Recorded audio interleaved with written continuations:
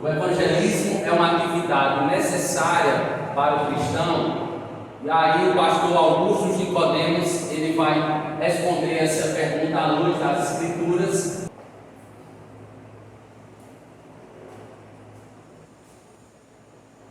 Claro, sem dúvida nenhuma, mas a gente tem que definir o evangelismo, né? Evangelismo não é só você sair de qualquer porta, numa cidade, falando de Jesus, entregando um amigo, entregando um folheto, mas a evangelização, que é a tarefa de nós, é a manifestação através das nossas vidas, das boas notícias que Deus ama pecadores e que Deus oferece em Cristo Jesus o perdão para eles. Isso pode ser feito pelo contato diário na escola, no trabalho, em família.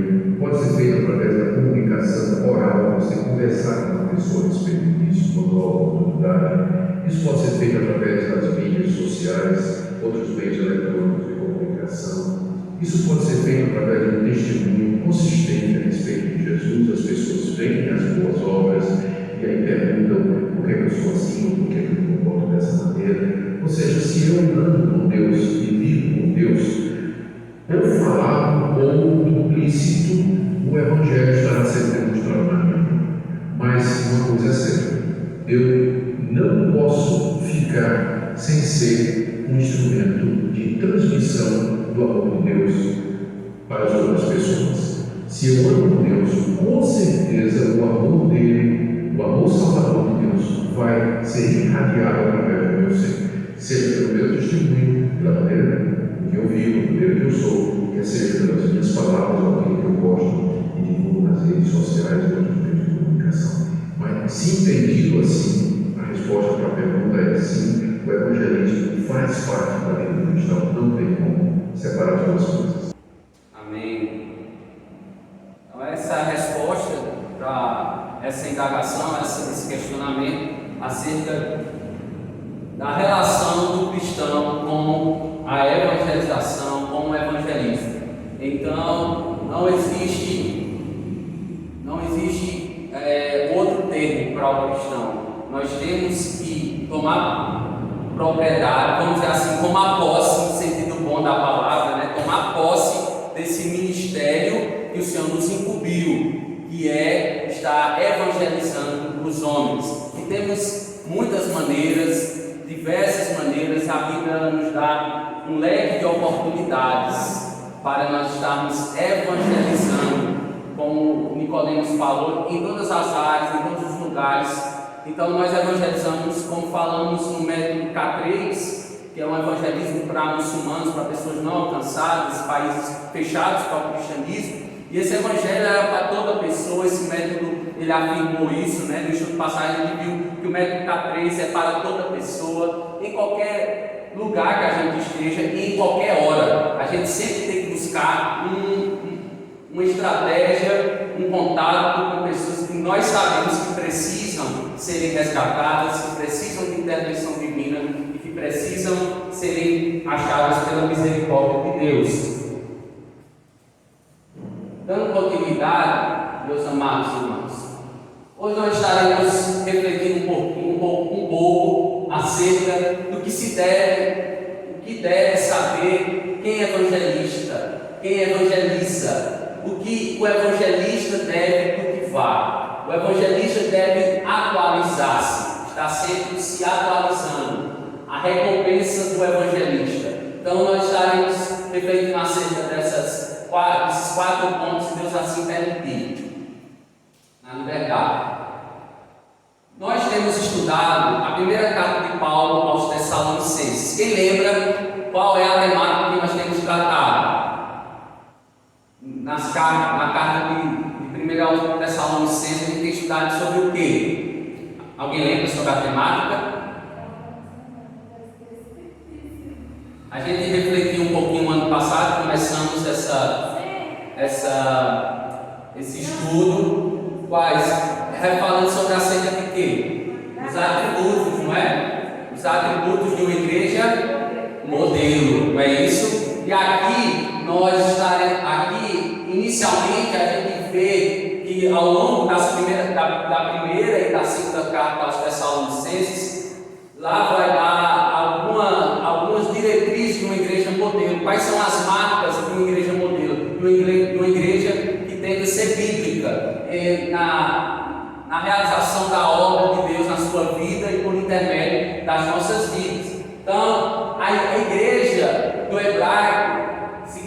carral, essa expressão carral significa Assembleia do Povo de Deus. Então, o nome, o significado da palavra igreja no Antigo Testamento é Assembleia de Deus, carral, vem dessa palavra carral. E do grego, eclésia, significa assembleia pública. Então, esses são os dois nomes no Antigo e no Novo Testamento para a igreja. Então, a igreja, a primeira expressão que eu quero que os irmãos vejam, a primeira expressão grega é querigma. O que é uma igreja ser querigma? A igreja é uma proclamadora. Querigma significa proclamar, anunciar. Então, se você é um querigma, se você é um anunciador, é um proclamador, isso faz parte de você, dentro da igreja, você ser uma igreja, edifício de Deus, povo e propriedade exclusiva do Senhor, nação santa. Se você é um eleito, você gosta de manifestar, ou seja, de proclamar, está dentro do seu DNA, como você é nova criatura, na nova criação. Isso é como se de fato você gosta de fato conheceu a Deus por intermédio do Filho de Deus, por meio de Cristo Jesus, e você de fato gosta de anunciar e de proclamar a pessoa de Cristo e a sua obra. Uma segunda palavra que me chama a atenção é martíria. Martíria quer dizer testemunho, vem da palavra mártir, que quer dizer testemunho do Evangelho. Então, nós somos igreja, nós proclamamos, nós somos esse testemunho vivo do que o Senhor fez nas nossas vidas. Quando nós evangelizamos, a gente gosta de contar o nosso testemunho pessoal. A gente vai ver ao longo desse estudo que o testemunho pessoal, ele faz parte do anúncio dessa proclamação. A koinonia é outro termo grego que quer dizer comunhão. Você tem comunhão vertical com Deus e você tem uma comunhão horizontal com o seu irmão. Então, a comunhão, a cooperação, esse nome cooperação vem desse nome comunhão. Quando nós estamos em unidade, quando nós pedimos ao Senhor o zelo, o cuidado dele, para que nós, com a oração que ele fez aqui, né, em João 17:21, que todos sejam um, Pai, como tu és em mim e em ti, que eles também estejam em nós, para que o mundo creia que tu me enviaste.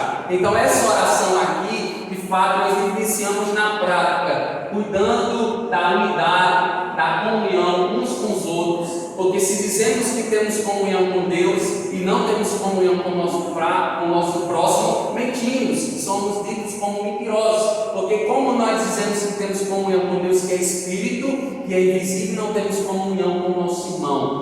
Essa comunhão com o nosso Deus, que somos salvos e que a cada dia vivemos essa comunhão com o Pai e com o nosso irmão.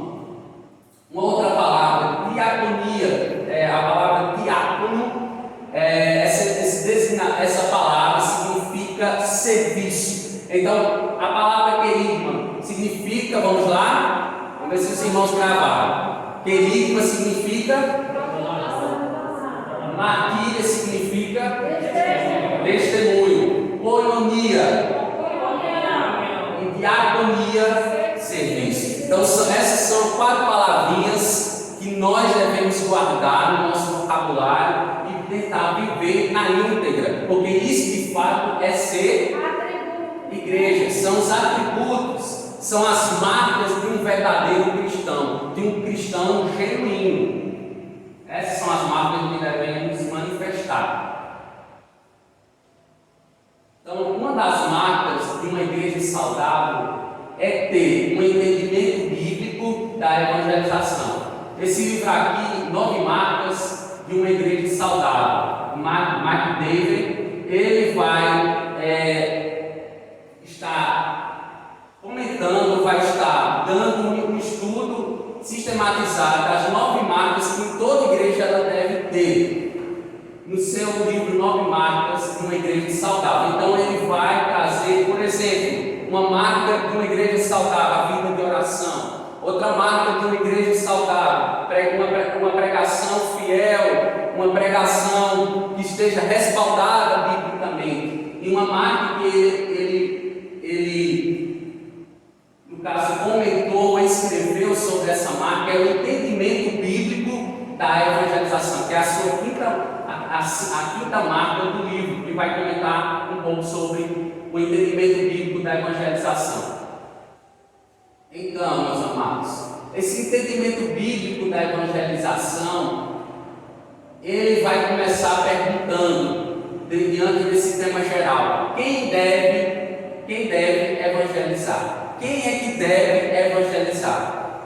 Vamos todos ler Mateus 28, versículo 18 a 20. Vocês, os irmãos também leiam aí, por favor, comigo. Vamos lá? Então Jesus aproximou-se deles e disse: foi-me dada toda a autoridade no céu e na terra. Portanto, vão e façam discípulos de todas as nações, batizando-os em nome do Pai, do Filho e do Espírito Santo, ensinando-os a obedecer a tudo o que lhes ordenei. E eu estarei convosco, e eu estarei sempre com vocês, nessa versão, até o fim dos tempos. Então, se você me perguntar quem deve evangelizar, e à luz do que a gente tem refletido, quem deve evangelizar? A resposta: todos os discípulos de Jesus. Se você é um discípulo, se você é um salvo, você deve evangelizar. Vamos abram as suas Bíblias. Atos dos Apóstolos, capítulo. Vamos passear um pouquinho por esses versos para a gente observar o que a palavra do Senhor vai dizer. Atos capítulo 5, versículo 42.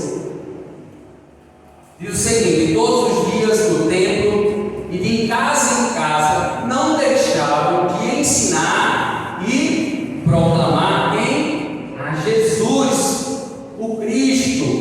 Agora vamos para 8:25. 8:25. Tendo testemunhado e proclamado a palavra do Senhor, Pedro e João voltaram a Jerusalém, pregando o Evangelho em muitos povoados samaritanos. 13:32. Nós lhes anunciamos as boas novas, o que Deus prometeu a nossos antepassados. Eles anunciaram o que, meus irmãos? As boas novas.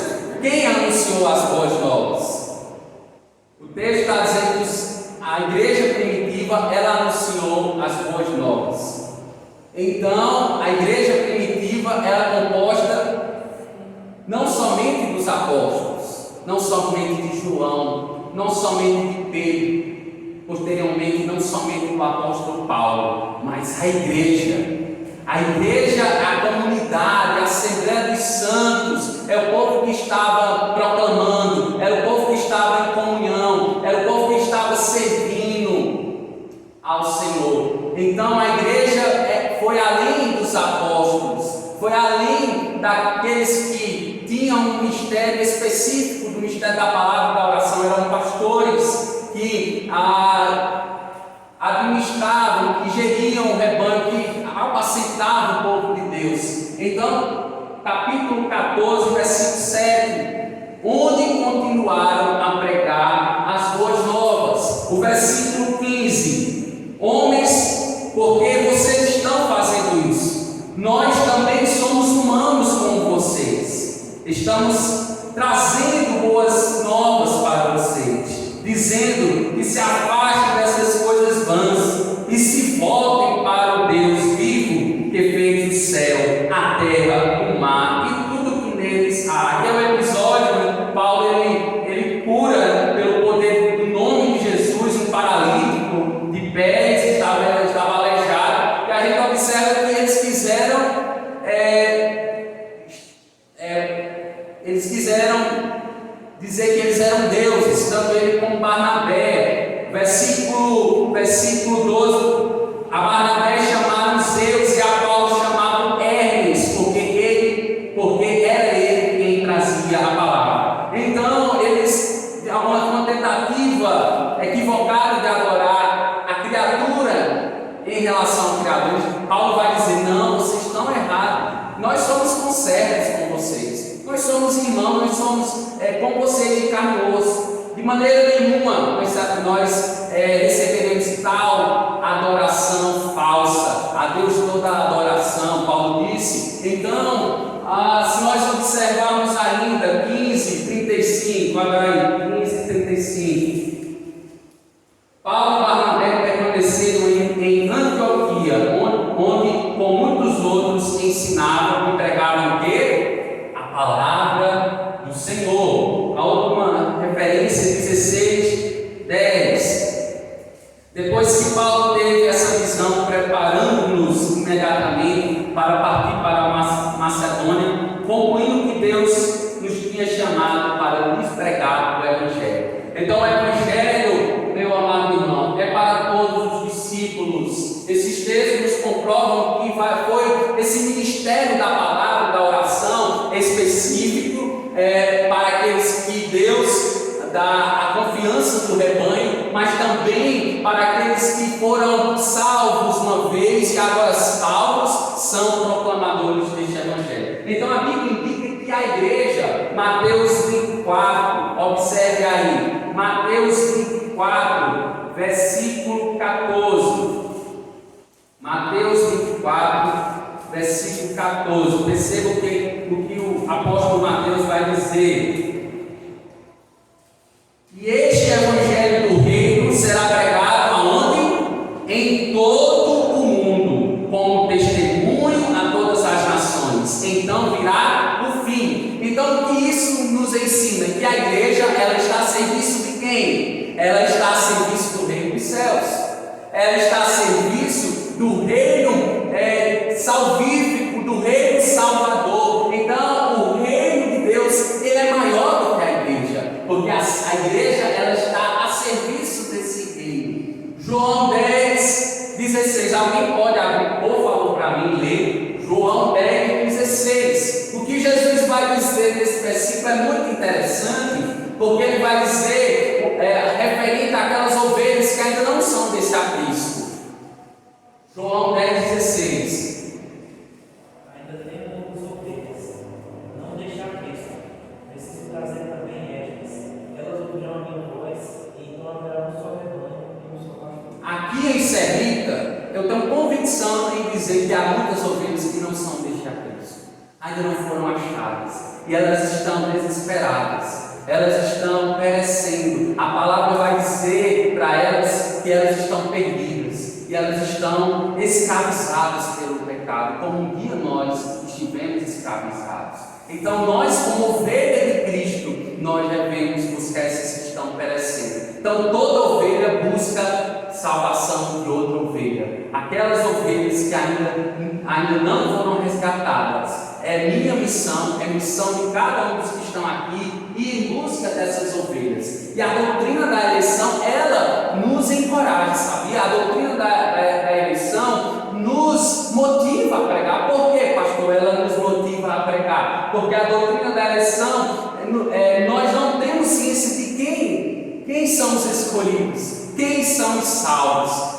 Nós temos ciência e convicção que nós somos salvos, amém? Porque o Espírito Santo comunica ao nosso espírito que nós somos salvos, e por isso, como salvos, como os eleitos de Deus, devemos querer manifestar a glória dele para aqueles que não conhecem. Então, independentemente da pessoa que passa pela rua, fale com amor de Cristo para esta pessoa, independentemente da hora do dia, independentemente do lugar, seja na escola, no ônibus, seja plantando, em um sítio para plantar, seja independentemente da situação em casa, esse ministério da palavra, ele pode ser manifesto em qualquer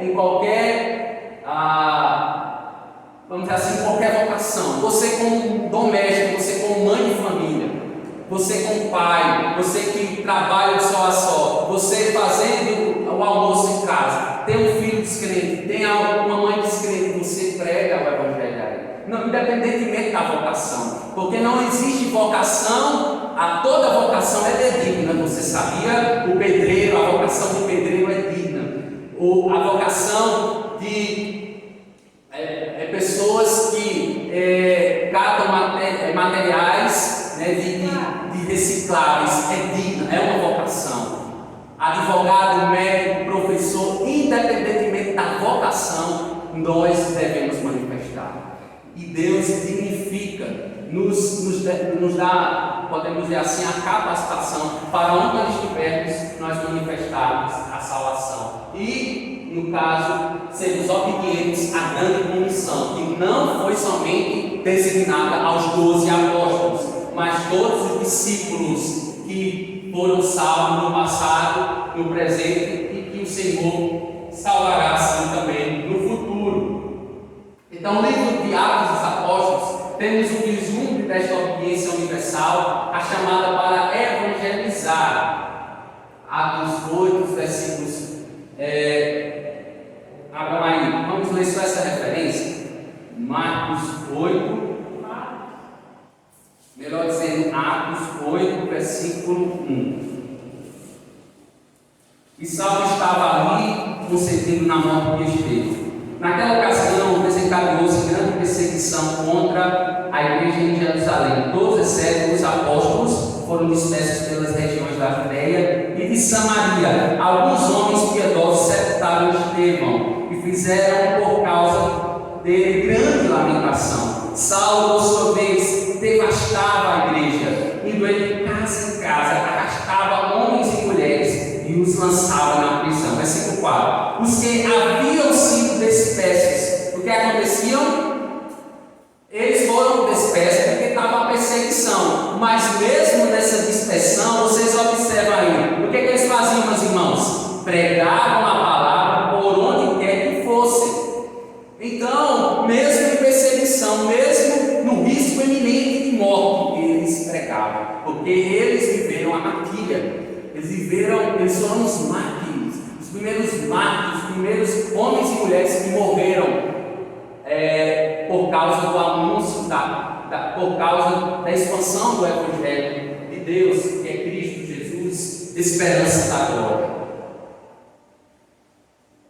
A segunda pergunta: como devemos evangelizar? Aqui a gente tem refletido qual é o entendimento bíblico da evangelização segundo Mark Day. Às vezes, a principal razão porque queremos transferir para outros a responsabilidade da evangelização é porque não estamos certos de como fazer, não é verdade? Muitas vezes a gente pensa: pastor, eu prefiro dar essa missão ao meu irmão, porque eu vejo que ele é mais capacitado, ele sabe mais evangelizar, ele sabe trazer uma meditação. Então, há muitas pessoas confusas porque não sabem. Não buscam o conhecimento de como evangelizar. E Deus tem nos dado esse conhecimento, amém? Deus tem nos preparado, tem nos dado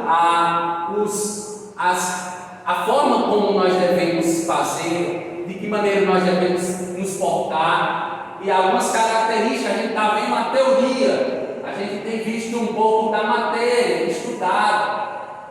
Por isso que nós estamos aqui, para que nós estejamos certos de como nós devemos fazer, de como nós devemos evangelizar. A resposta para esta pergunta, bem simples, é por meio da pregação da palavra, amém? É por meio da pregação da palavra, é pela propagação da mensagem, pela comunicação das boas novas, e do ponto de vista bíblico, essa é a maneira como você evangeliza, como nós devemos evangelizar. Como devemos evangelizar? Diga às pessoas, aqui ele vai dar 6 maneiras de como você deve evangelizar.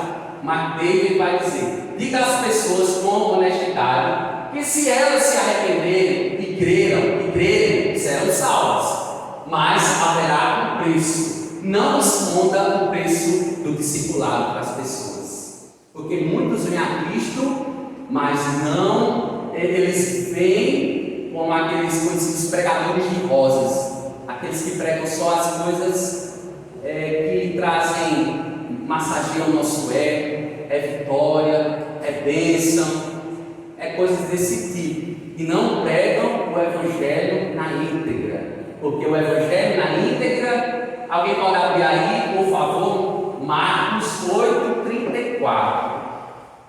Aí nós vamos ver o Evangelho na íntegra, o que de fato nós devemos negar.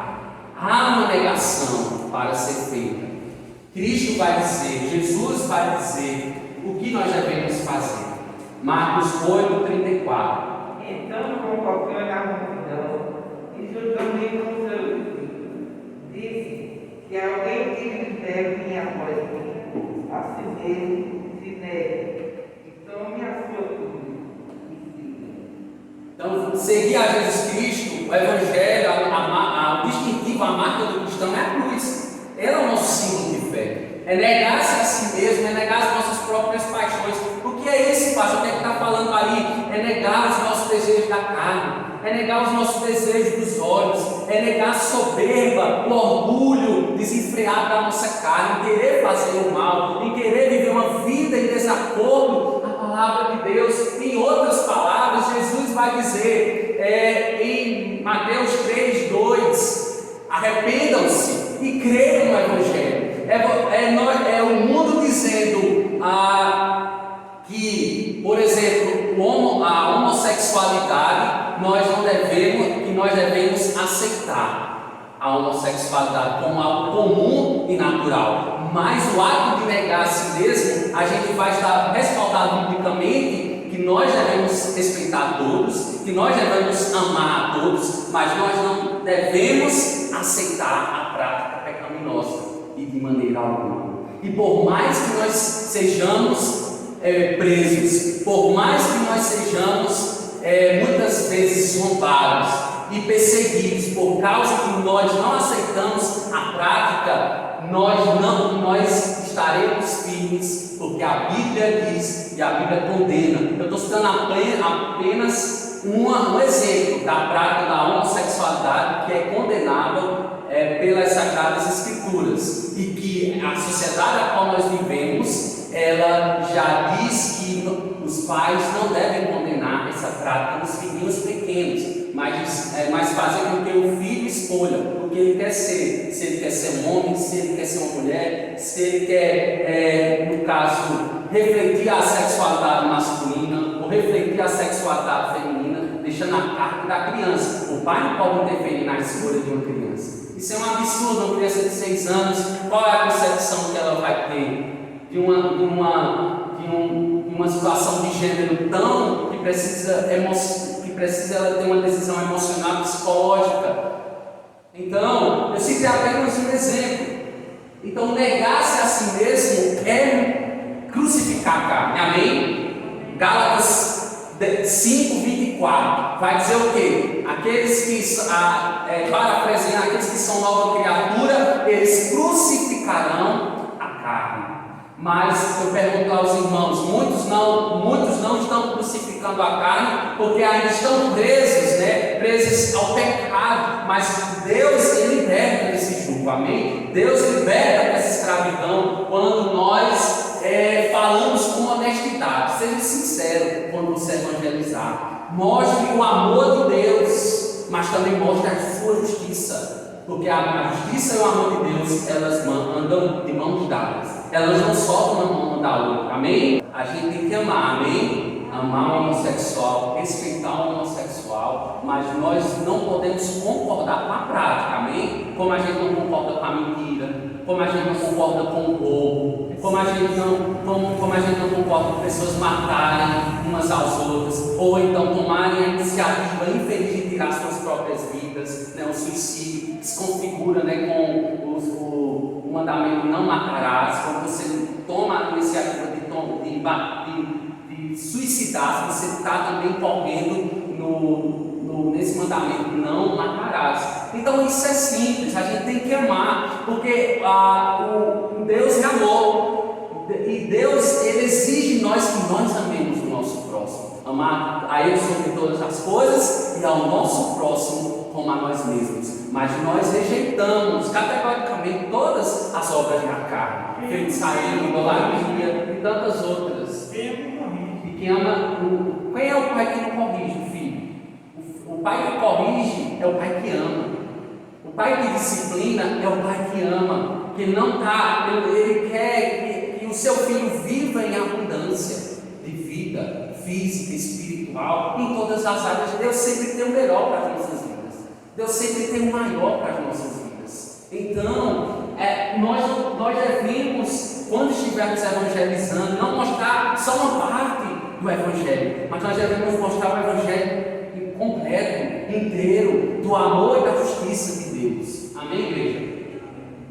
Então diga às pessoas com urgência que se elas se arrependerem e crerem, serão salvas, mas elas têm de decidir-se agora. Então a salvação é dada hoje, a salvação é dada a todos com urgência, a esse sentimento de urgência, porque João 14,6 Jesus vai dizer: eu sou o caminho, a verdade e a vida, ninguém verá o Pai a não ser por mim. Quem sabe se Deus não vai me chamar daqui a alguns minutos? Por isso que é urgente, por isso que a resposta ela tem que ser de imediato. Amém? Então a gente evangeliza e pede que essa pessoa decida com urgência, porque nós não sabemos o dia de amanhã. E Atos 4:12, Romanos 10:17, Hebreus 4:7, Efésios 5:6,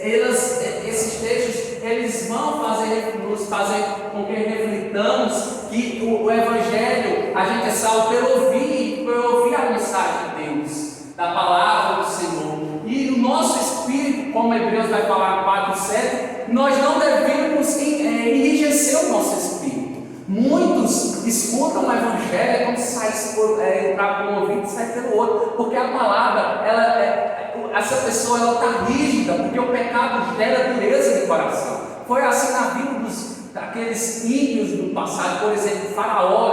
Faraó foi um homem ímpio, foi um rei ímpio, porque ele volta e meia ele estava duro, ele estava sólido para a salvação, para agradar a Deus. Então as pessoas nós devemos aproveitar essas oportunidades de ministrar e de proclamar o Evangelho. Diga às pessoas com alegria que se elas se arrependerem e crerem nas boas novas, serão salvas. Embora haja dificuldades, vale a pena. Hebreus 11, a gente vê esse texto, o capítulo inteiro falando sobre os heróis da fé. Eu gosto muito dessa frase de Jim Elliot. Ele diz o seguinte: não é tolo aquele que dá o que não pode reter, para ganhar o que não pode perder. O que é que ele está falando aqui? Ele está falando acerca da eternidade e da transitoriedade dessa dimensão terrena. Ele está falando que todo aquele que de alguma maneira tenta reter aquilo que muitas vezes pensando assim, a gente vê os bens materiais, as coisas dessa vida. A gente sabe que quando nós morremos a gente não leva nada para o túmulo, a gente não leva nada para a cova, mas a salvação ela é nos dada, e essa coroa incorruptível, a traça não corrói, o ferrugem não destrói. Então, que nós possamos, que Ele vai fazer com que nós compreendamos que as pessoas, que nós devemos viver uma vida em fé e em arrependimento, e dizer a essas pessoas que elas precisam corresponder a esse Evangelho agora, que elas terão a vida eterna, e essa vida eterna ela será gozada para sempre. Mas haverão dificuldades, o próprio Jesus vai dizer que haverá aflições, mas tem que vencer o mundo, e se nós estivermos nele, nós também venceremos. Então, a quarta, use a Bíblia. O que a Bíblia diz? 2 Timóteo 3,16, que a Bíblia ela é apta, ela é apta para o ensino, para a repreensão, para a consolação, para a advertência em amor. A Bíblia ela é inspirada. Nós nos literatura humana, mas de uma literatura inspirada, suficiente para a salvação, inerrante. Todos os livros, Deus deu capacidade do homem, mas esse livro de forma especial, porque os livros foram escritos em um período de 1500 anos, 40 autores diferentes. Percebam, e não há uma contradição, mas há um enredo, há uma progressividade da revelação da salvação ao mundo, a salvação do homem perdido, meus amados. Então, nós podemos resumir a palavra, as Escrituras, como a história da salvação de Deus aos homens. Compreender que a vida de cada cristão e da igreja como um todo são partes centrais da evangelização. Mateus 5,16 vai dizer que brilhe a vossa luz aos homens, manifeste a vossa luz aos homens. A evangelização, ela tem que ser algo natural e comum nas nossas vidas. Ore, porque a salvação pertence ao Senhor, o livramento pertence ao Senhor. Romanos 9,14 vai dizer que Deus tem misericórdia de quem Ele quer ter misericórdia. Então, o que isso quer dizer? Que a salvação pertence a Ele. E a nossa missão é levar, mas quem converte o homem tem o pecado da justiça e do juízo de Deus, o Espírito Santo. Se não haver quebrantamento, se não haver sensibilidade, e como haverá isso, pastor? Nós temos que orar por essas pessoas, porque nós não estamos tratando de algo dessa terreno ordinário, né? Mas é algo extraordinário. A salvação, meu amado irmão, é algo extraordinário da parte de Deus no homem, é algo milagroso, é um milagre de Deus. Um indivíduo vem à vida e agora faz parte do corpo de Cristo. Isso é a salvação. A salvação é algo gratuito, mas algo extraordinário da parte de Deus. O que é a evangelização? A evangelização não é uma imposição. Tem muitas pessoas que querem obrigar as outras a serem evangélicas. Infelizmente, tem muitos pregadores que estão ministrando a palavra em certas denominações e eles fazem apelos e mais apelos, pedem para irmãos irem a pessoas, como se arrastasse as pessoas para vir à frente, para que elas se convertessem, de maneira alguma. Zacarias 4,6 vai dizer, se fosse assim, seria o quê? Uma obra humana. Era meritório. A salvação não é por obras, a salvação é pela graça sois salvos mediante a fé. Isso não vem de vós, é dom de Deus, não de obras para que ninguém se glorie. Então não é pela força nem pela violência, porque se assim fosse, era meritória. Está passando pela fé e a gente nem tem a fé. Isso. A fé não provém de nós, a gente não origina, a gente não produz fé. Essa fé é um dom, como a graça é um dom, a graça salvífica é um dom. Então, de maneira alguma, meu irmão, não tente impor as pessoas, não tente obrigar as pessoas muitas vezes a vir à igreja, não, mas é na liberdade. Amém? Deus não age no meio da confusão, Deus não age no meio da contenda, da discussão, Deus age na liberdade, amém? No meio da paz, é aonde Ele realiza a salvação. Que nós possamos evangelizar com cuidado, não impondo, não obrigando as pessoas. Não é meramente um testemunho pessoal, como um fim em si mesmo. Não é sobre nós, mas é o que o Senhor Jesus fez. Pastor, eu posso contar meu testemunho pessoal? Pode, mas você não deve estar limitado ao seu testemunho pessoal, porque você tem que anunciar uma pessoa. Você tem, por obediência à palavra, anunciar uma pessoa. Jesus, contar da pessoa dele, da obra que ele realizou. É parte, né? Mas É uma parte, mas não é. não é o todo. Então é apenas uma parte. O todo a gente sabe que é falar de Jesus, da sua pessoa e da sua obra. Não é uma ação social. A evangelização não é uma ação social. Em que sentido, pastor? É uma consequência. Por exemplo, você vai levar uma mensagem, e se a pessoa estiver com fome, a pessoa vai querer ouvir você? Não.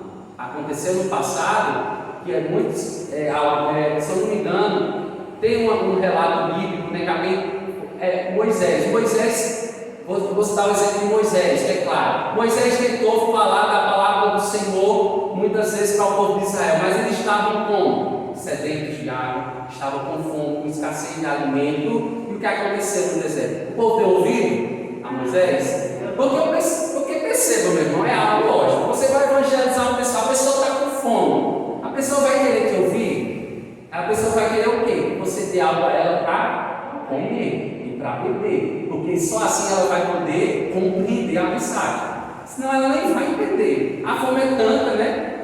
A fome é tanta que ela não vai compreender. Tem a diferença, né?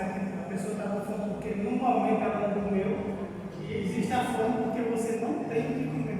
De fato, isso. E aí você está a necessidade, né? que Deus é amor, que Deus salva e tal.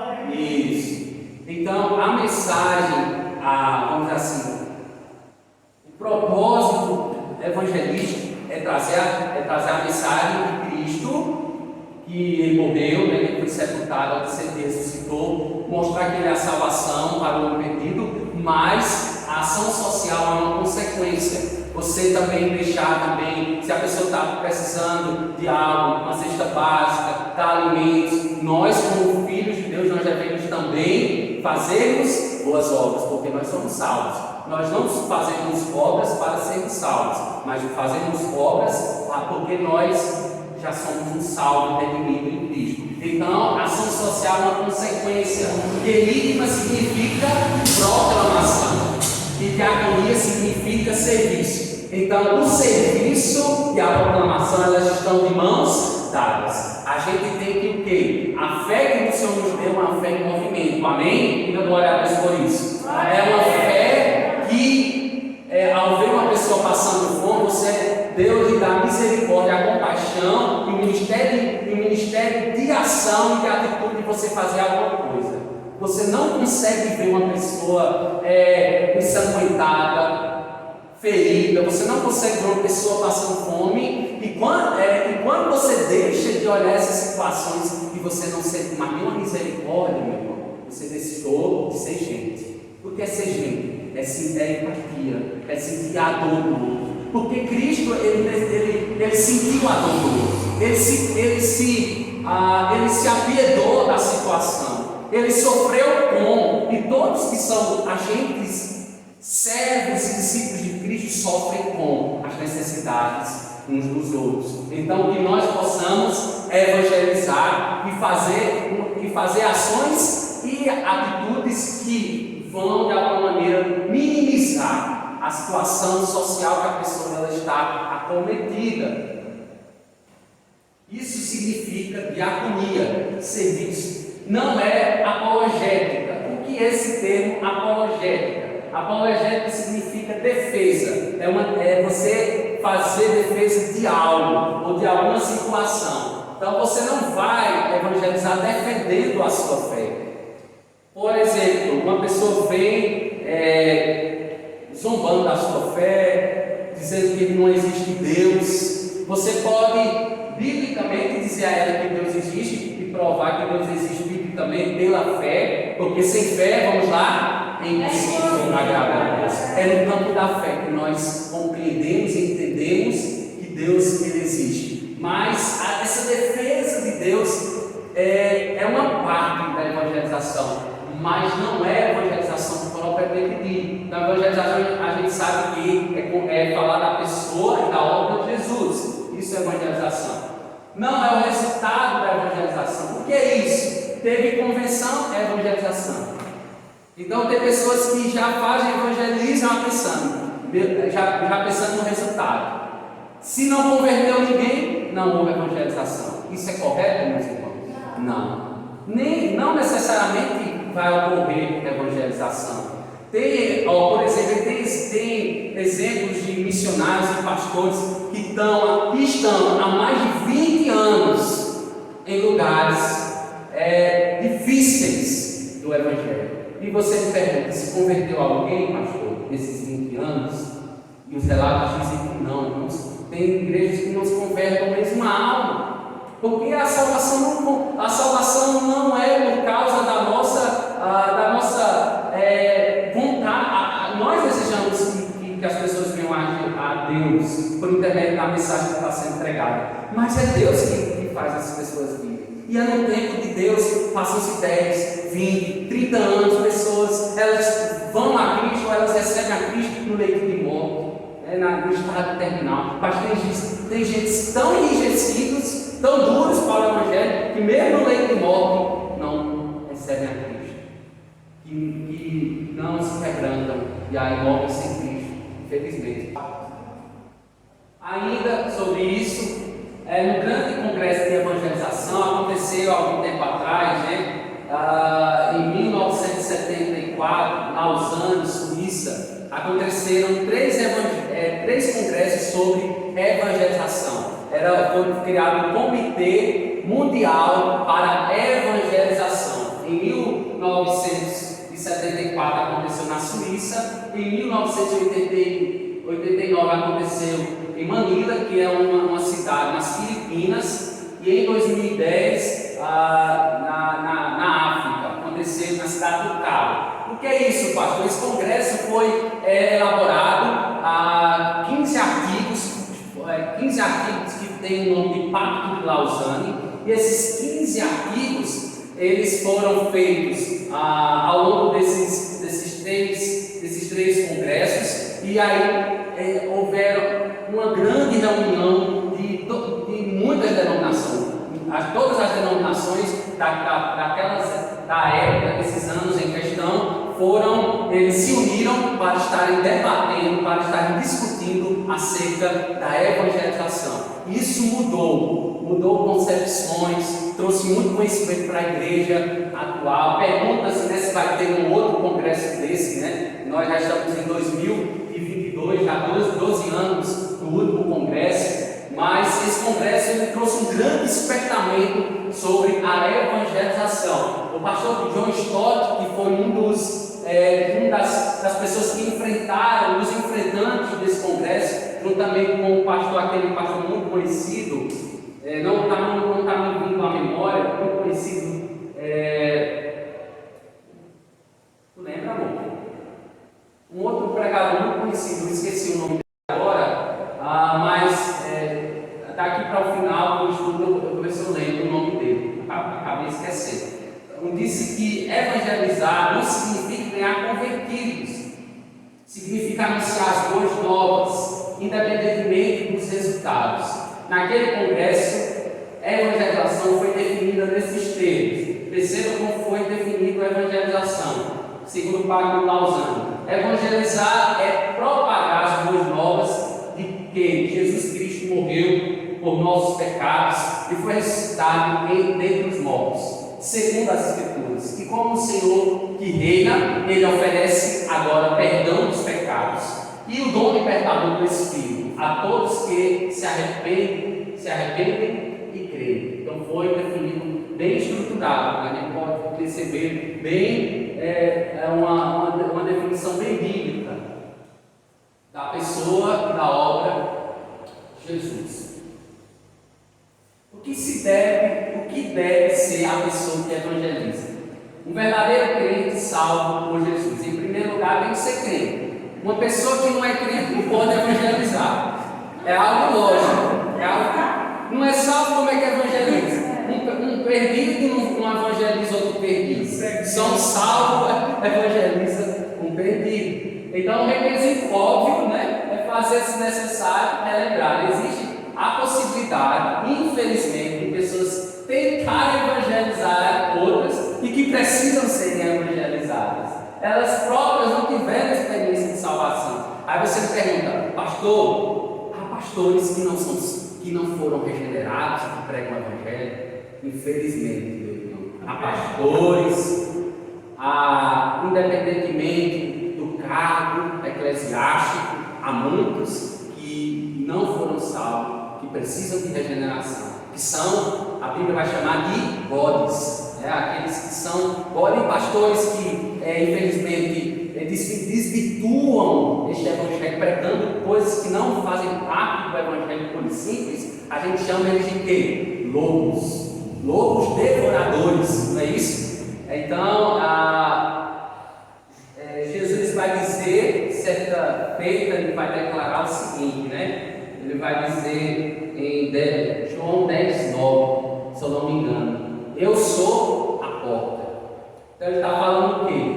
Que aqueles que estavam desvirtuando os falsos mestres, os falsos enganadores que enganavam as pessoas, está se referindo àqueles falsos mestres. Então, lobos devoradores são falsos mestres. Então, independentemente do cargo eclesiástico, tem pessoas que não são convertidas e que precisam de conversão para que possam levar o evangelho. Hoje, infelizmente, antes no passado, a gente poderia visitar a igreja mais próxima da sua casa, a gente dizia, independentemente. Hoje, além de dizer isso, a gente não deve, escuta a pregação daquele determinado pastor, independentemente de quem seja. Não, ele tem que conhecer tanto a igreja como o pregador. Entendeu, meus irmãos? A gente tem que ter muito cuidado, porque há muitas pessoas que não tiveram experiência de salvação, que estão enganando muitas outras. É um cego guiando outros cegos. O cristão de vida exemplar, é o que nós falamos aqui, é o que o Tiago colocou. A gente tem que viver como o Tiago coloca, certo, Senhor? Vivemos, somos ouvintes, devemos também sermos praticantes. O nosso discurso, ele tem que ser respaldado com as implicações da fé que nós vivemos. Então isso quer dizer isso, né? Onde um professor, conta-se que certo aluno da escola dominical disse ao professor: o que o senhor faz não me deixa ouvir o que o senhor me diz. Triste e vergonhosa situação, não é verdade? É aquela questão: faço o que eu digo, mas não faça o que eu faço. Então, o discurso, o que pregamos, devemos viver, né? Tentar viver, porque não é fácil. Eu tenho que viver o evangelho hoje puro e simples, diante do mundo que nos serve, diante da nossa carne que só quer pecar, diante das investidas do inimigo. Não é fácil, mas é um esforço. É um desprendimento desse mundo, né? A cada dia. Nós devemos ser amáveis e simpáticos, mas um evangelista ser antipático, tratar a pessoa com desdém, falar mal da pessoa porque ela está praticando tem ações e atitudes vergonhosas diante do evangelho, ou que uma pessoa é pecadora. E você não é um pecador, nós somos pecadores salvos pela graça de Deus. Aquela pessoa, ela pode também ser salva? Pode. Então a gente tem que tratar o pedido com amor, independentemente da pessoa, de classe social, se ela é branca, se ela é preta, independentemente da situação a qual ela esteja. Nós devemos pregar este evangelho. De outro modo, se tratarmos elas com aversão, com superioridade, dificilmente elas conseguirão fazer a decisão de seguir a Cristo de maneira alguma. Se o Evangelho prega o amor, se o Evangelho prega a acolhida da pessoa, com paciência, com compreensão, com consideração, então as pessoas que chegam já com aversão, com truculência, mal educadas, de maneira nenhuma isso vai servir de pedra de tropeço. Essa pessoa está servindo de pedra de tropeço, de engano, né, na salvação dessas que estão recebendo o Evangelho.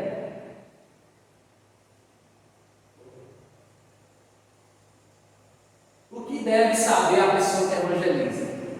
Nós devemos conhecer a palavra. 2 Timóteo 2:5, a expressão maneja bem, né? Betel tem esse texto marca na história do Betel, obreiro que não se envergonha, mas que maneja bem a palavra da verdade. Então significa de fato, a gente deve dissecar. O que é dissecar? Dividir, né? Ou cortar corretamente, significa manejar bem, é o que é esmiuçar, é meditar de dia e de noite, é ler e reler esse texto sagrado e viver as implicações que ele nos traz. Efésios, principalmente, a correta explicação e aplicação do texto. meditando de forma sistemática, devocional e perseverantemente em oração. Então a gente deve meditar de que maneira? Buscar as explicações de acordo com os textos, as aplicações para as nossas vidas.